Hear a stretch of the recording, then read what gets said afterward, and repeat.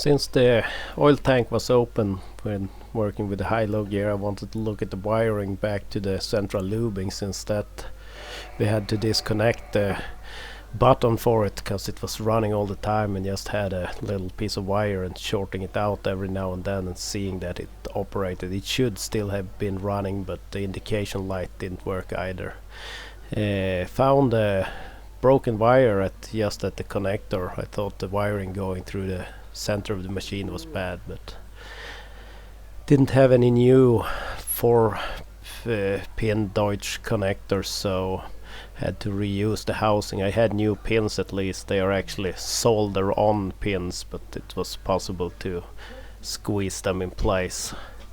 But you can get a wedge out and with some play around with a small screwdriver get the pins out and reuse the housing.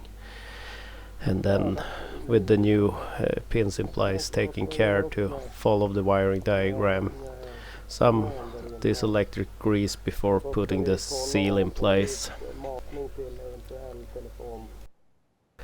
It still didn't want to function really when wired up, so checked the fuse, and we actually tried force starting it at the back near the unit as we have done before, and that worked. So came to the conclusion it's just the button is a little tricky. You have to kind of wiggle it a little before you get the indicator light going.